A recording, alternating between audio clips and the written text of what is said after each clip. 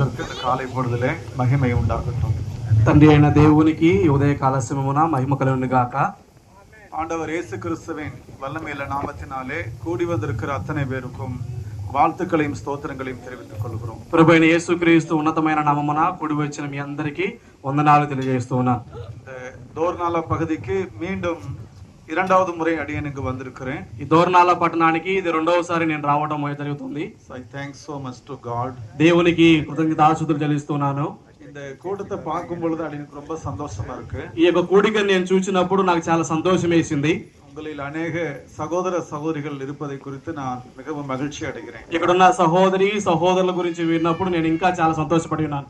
அதுலயும் இன்னும் ஊழியக்காரங்க நிறைய இருப்பதை பார்க்கும் பொழுது இன்னும் சந்தோஷமா இருக்கு. ఇక్కడ సేవకులు అనేక మంది ఉండే దాన్ని బట్టి చూసినప్పుడు నేను ఇంకా సంతోషపడుతూ ఉన్నాను. கர்த்தருடைய வசனங்களை கேட்கிற விஷயத்துல ஆந்திர மாநிலத்துல தேவனுடைய மக்கள் அதிகமாக வசனங்களை கேட்டு வருகிறார்கள். దేవుని యొక్క వాక్యమును వినే சத்தியத்தை கேட்கிற விஷயத்துல దేవుని యొక్క సత్యమును వినే విషయములలో ஆந்திர மாநிலத்துல ஜனங்கள் அதிகமாக கேட்டு வருகிறார்கள். దేవుని యొక్క వాక్యమును వినడానికి జనులు ఎక్కువగా వస్తూ ఉన్నారు.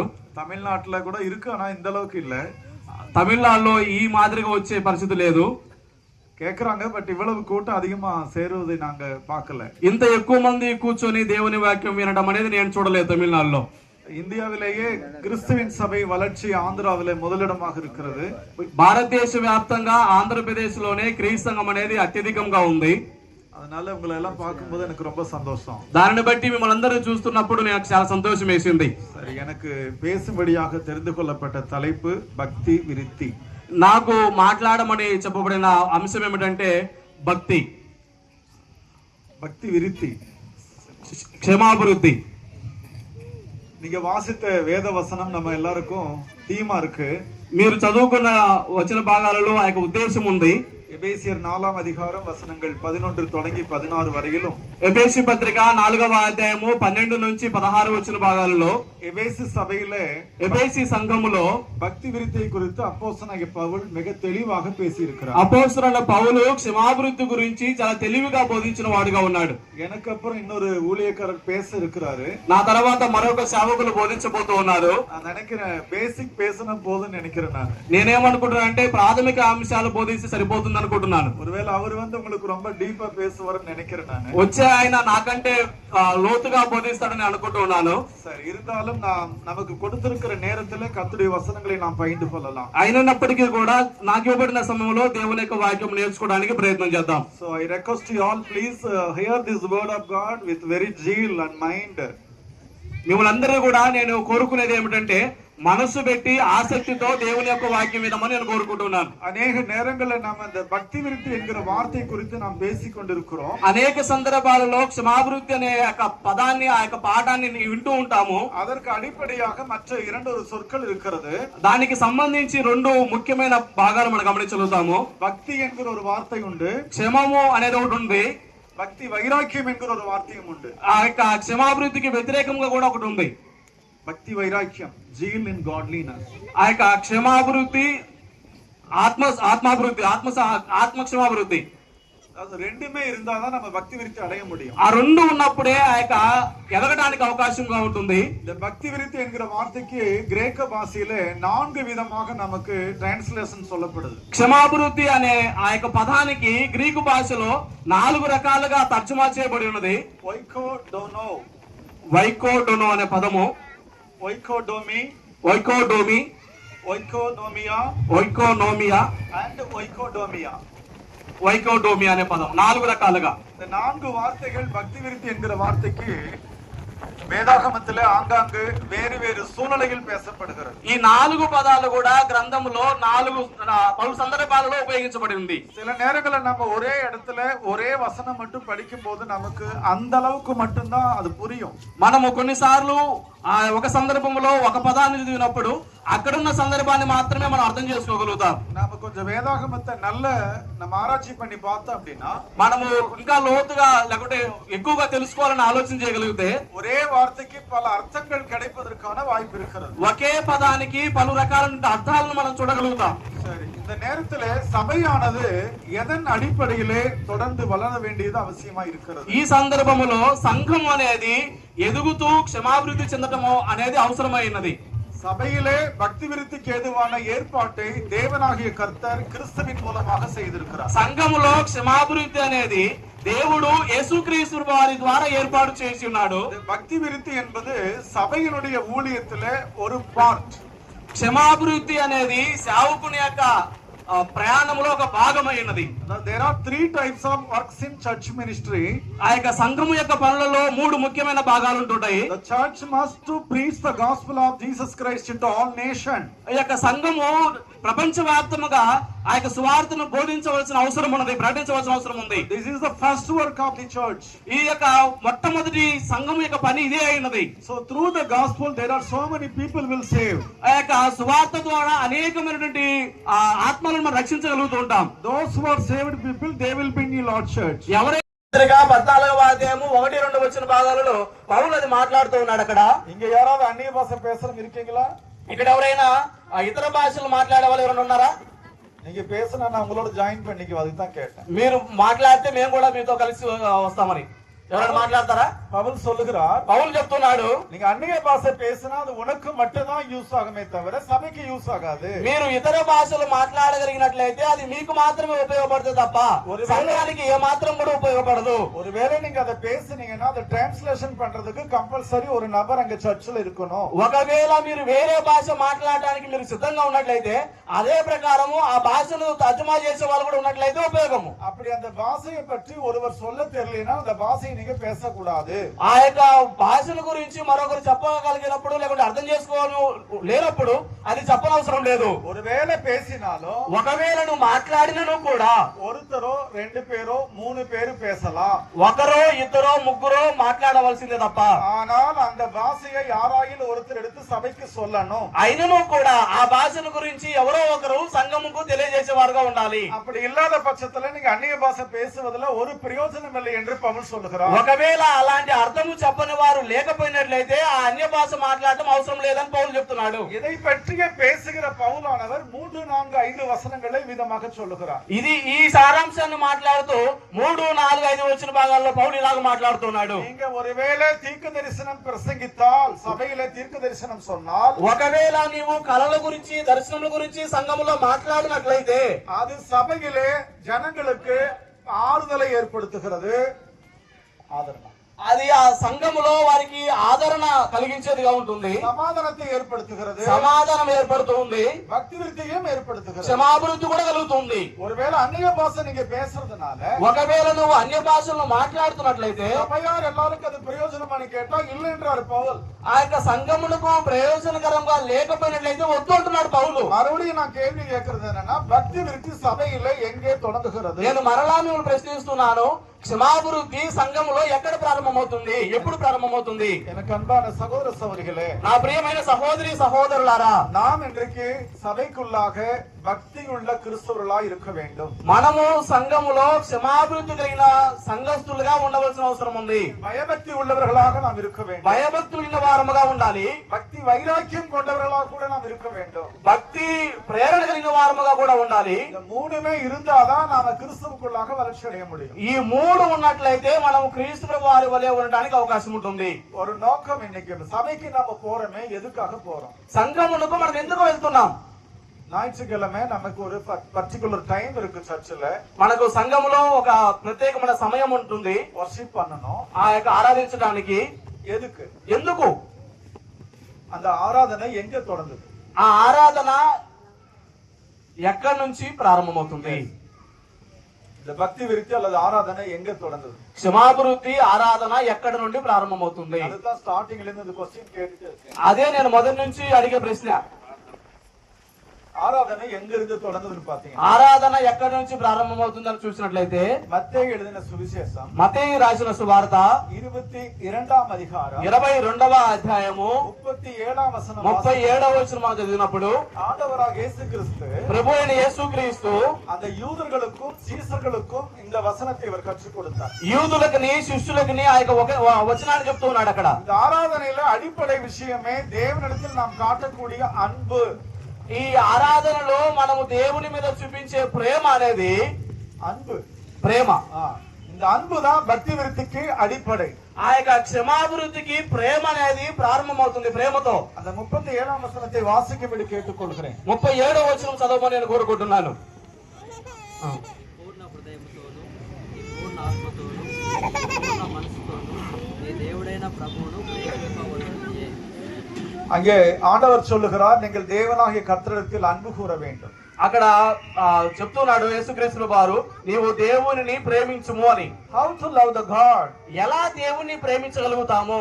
By your full mind, full heart and full soul. ఎలాగూ అంటే పూర్ణ ఆత్మతోనూ పూర్ణ మనసుతోనూ పూర్ణ హృదయముతో దేవునిని ప్రేమించమని చెప్తున్నాడు. இந்த மனம், இருதயம், ஆத்துமா தாங்க ஆவிக்குரிய வளர்ச்சியில பக்தி விருத்தியை தொடங்குகிறது. మనసు, హృదయము, ఆ యొక్క ఆత్మ అనేది దేవుని దగ్గర క్షమాభివృద్ధి చెందడానికి అతి ప్రాముఖ్యమైనవి. நமக்குள்ளாக இரண்டு விதமான மனுஷன் வாழ்ந்து கொண்டிருக்கிறான். మనలో ఉన్న రెండు రకాలైన మనుషుల గురించి మనం తెలుసుకోవాలి. ஒன்று புறம்பான மனிதன், மற்றொன்று உள்ளான மனுஷன். ఒకరేమో అంతరంగ పురుషులు, ఒకరేమో బాహ్య పురుషులు. இன்னைக்கு நம்ம எல்லாம் புறம்பான மனுஷனை தான் பார்த்துட்டு இருக்கோம். మనము బాహ్య పురుషులు మాత్రమే మనం చూడగలుగుతున్నాం, బాహ్య శరీరాన్ని మాత్రమే చూడగలుగుతున్నాం. நமக்குள்ள இன்னொரு మనుషుడు இருக்கா இல்லையா? మన లోపల ఇంకొక మనిషి ఉన్నాడు కదా. Again one question. మరొకసారి మీకు ప్రశ్న, Who is Christian? ఎవరు క్రైస్తవులు? Is the outer man or inner man? లోపల ఉన్న అంతరంగ పురుషుడా లేకుంటే బయట ఉన్న శరీరమా? So what is mean by inner man? అంతరంగ పురుషుడు అంటే అర్థం ఏమిటి? That means mind, heart and soul. ఆ అర్థం ఏమిటంటే అంతరంగ పురుషుడు అంటే హృదయము, ఆత్మ, ఆ యొక్క మనసు అయి ఉన్నది. மனம், இருதயம், ஆத்துமா. మనసు, హృదయము, ఆత్మ. பக்தி விருத்தி தொடங்குற இடம் మనసుல, இருதயத்துல, ఆత్మలో. క్షమాభివృద్ధి అనేది మనసులోను, ఆత్మలోను, హృదయంలోను ప్రారంభం అవ్వాలి. நீ தேவனிடத்தில் ஆராதனை செய்யும் போது இந்த மூன்றுமே அவசியம். నీవు ఈ దేవుని దగ్గర ఆరాధన ప్రారంభించినప్పుడు ఈ మూడు చాలా ప్రాముఖ్యమైనవి. உன்னுடைய மனதிற்குள்ளாக நீங்கள் ஒவ்வொருவரும் தேவனுடைய சமூகத்தில் நெருங்கி சேர வேண்டும். నీ యొక్క మనసు ద్వారా దేవుని దగ్గరికి ఒక్కొక్కరు చేరగలిగే వారు ఉండాలి.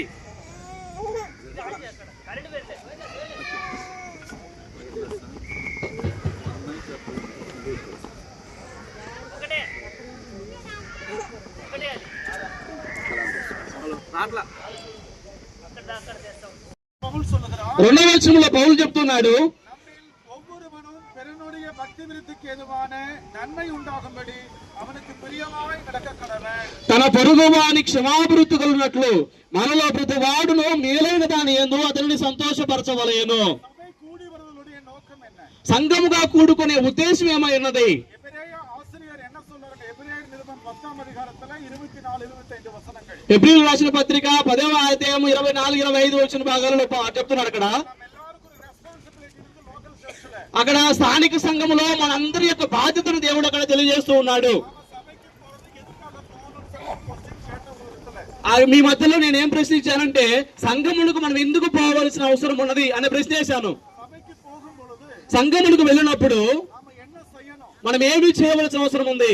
எபிரேய எழுத்தாளன் சொல்லுகிறார், అక్కడ హెబ్రీలో చెప్తున్నాడు, நீங்கள் அன்புக்கும் நற்கிரிகளுக்கும் ஏவப்படும்படி ஒருவரை ஒருவர் கவனிக்க வேண்டும். మీరు ప్రేమ కలిగి సత్యము చెప్పుచు ఒకరినొకరు ఆదరించుకొని ఒకరినొకరు ప్రోత్సహించుకోమంటున్నాడు. ரெண்டு காரியங்கள் அங்கே அந்த எழுத்தாளன் சொல்லுகிறார். అక్కడ రెండు కార్యక్రమాలు చెప్తున్నాడు.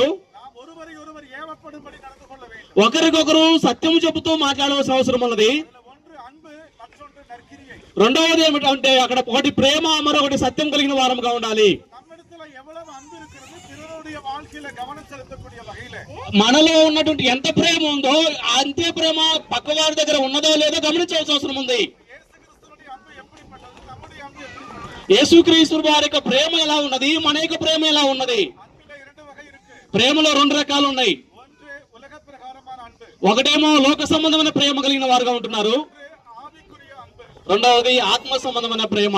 இயேசுவினுடைய அன்புக்கும் நம்மளுடைய அன்புக்கும் என்ன சம்பந்தம், என்ன வித்தியாசம்? యేసుక్రీస్తు వారి యొక్క ప్రేమకు మనకు కలిగిన ప్రేమకు ఏ వ్యత్యాసం ఉంది, ఏం భేదం ఉంది అనేది మనం ఆలోచించుకోవాల్సిన అవసరం ఉంది. இயேசு கிறிஸ்து தன்னுடைய அன்பை எப்படி வெளிப்படுத்தினார்? యేసుక్రీస్తు వారు ఆయన యొక్క ప్రేమను ఎలాగూ వెల్లడిపరిచిన వాడుగా ఉన్నాడు. அவர் சிலுவையில அறையப்பட்ட பொழுது தன்னுடைய முழு சரீரத்தையும் ரத்தத்தையும் சபைக்காக சிந்தினார். ఆయన కలువరి శిలువలో ఆ యొక్క రక్తమును కార్చి ఆ యొక్క సంఘము కొరకు తన ప్రాణాన్ని ఇచ్చిన వాడుగా ఉన్నాడు. அந்த அன்புக்கு கிரேக்க கிரேக்க பாஷையில அகாப்பை என்று சொல்லப்படுகிறது. ఆ ప్రేమకు గ్రీకు భాషలో అగాపే అనే పేరును దేవుడిచ్చున్నాడు. அகாப்பை என்று சொன்னால் டிவைன் லவ் என்று அர்த்தம்.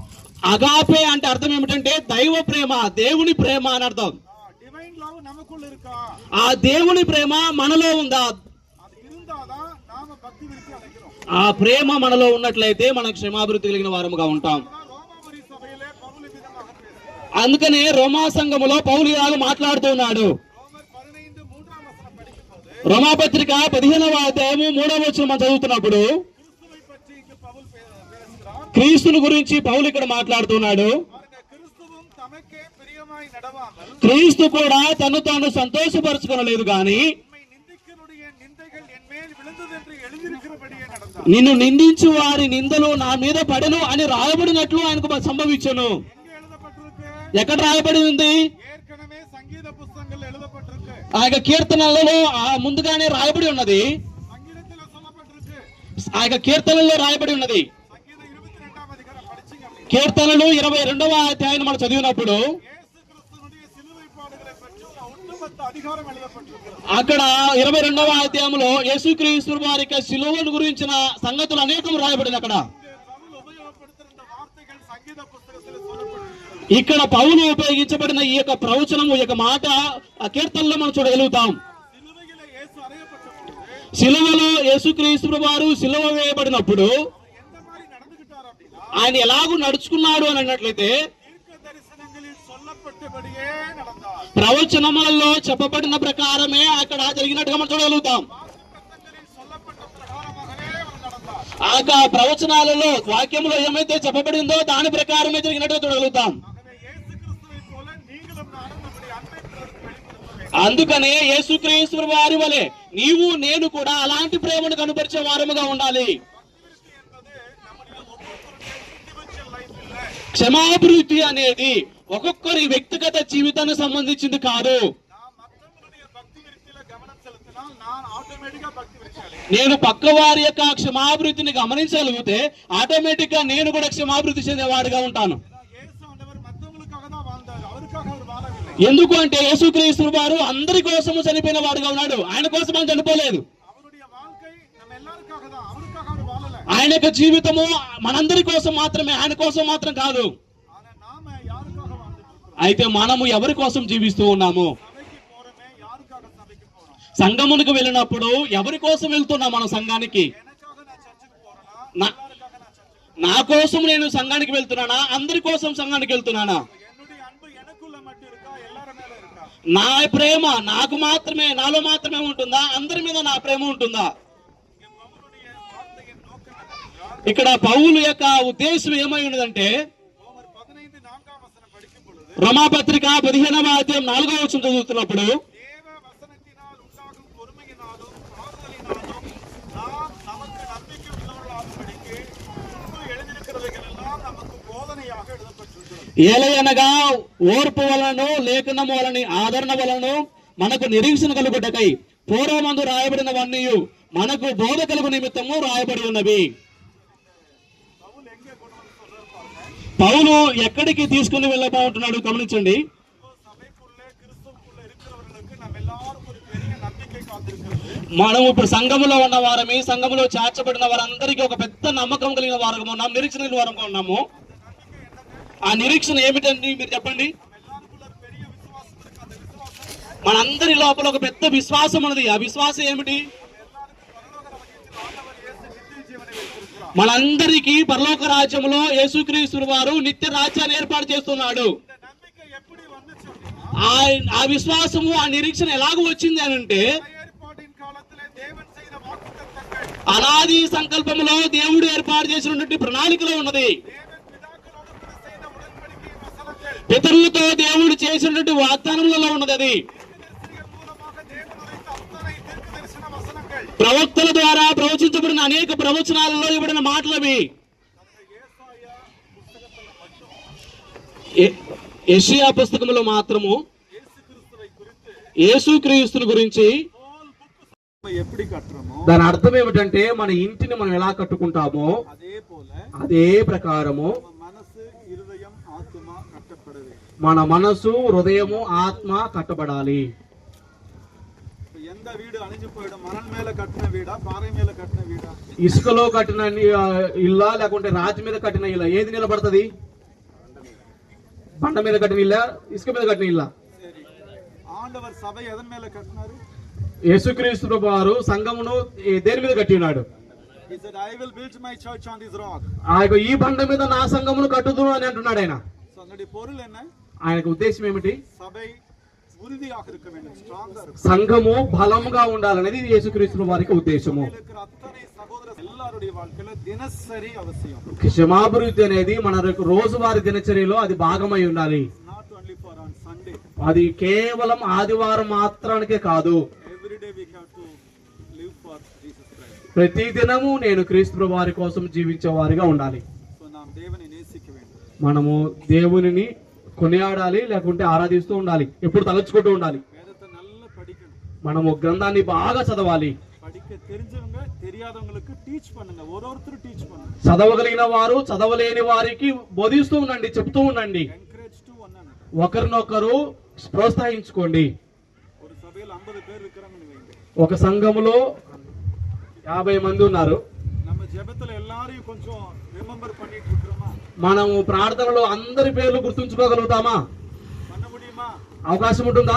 50 பேரை நினைவுல வச்சு ஜெபிக்க முடியுமா, முடியாதா? 50 మంది పేర్లు ప్రార్థనలో నేను జ్ఞాపకం చేసుకోగలుగుతామా, చేసుకోలేమా? yes we can do. చేయగలుగుతాము. ஒருவேளை 5000 பேர் இருந்தா முடியாது. ఒక 1000 మంది ఉన్నట్లయితే మనకు చేత కాదు. 500 பேர் இருந்தா முடியாது. 500 మంది ఉన్నట్లయితే కుదరదు. இந்த 50 பேர் நல்லா ஜெபம் பண்ணா இந்த 50 5000 கூட மாறும். 50 మంది కోసం కనుక నువ్వు ప్రార్థించగలిగితే 50 మంది కాస్త 500 మంది అవుతారు. దయచేసి నా కొరకు ప్రయాసం. దాని కొరకే మనం అందరం కూడా ప్రయాసపడతాం. మీ అందరికీ వందనాలు తెలియజేస్తున్నాను. வாய்ப்பு கிடைச்சதுக்கு ரொம்ப நன்றி. అనువాదం చేసినందుకు కూడా వందనాలు. లోకల్ చర్చ్ కూడా నా థాంక్స్. స్థానిక సంఘానికి కూడా నేను థ్యాంక్స్ చెప్తున్నాను. Thank you very much for good opportunity. ఈ యొక్క అవకాశం ఇచ్చినందుకు మీ అందరికీ ధన్యవాదాలు, వందనాలు.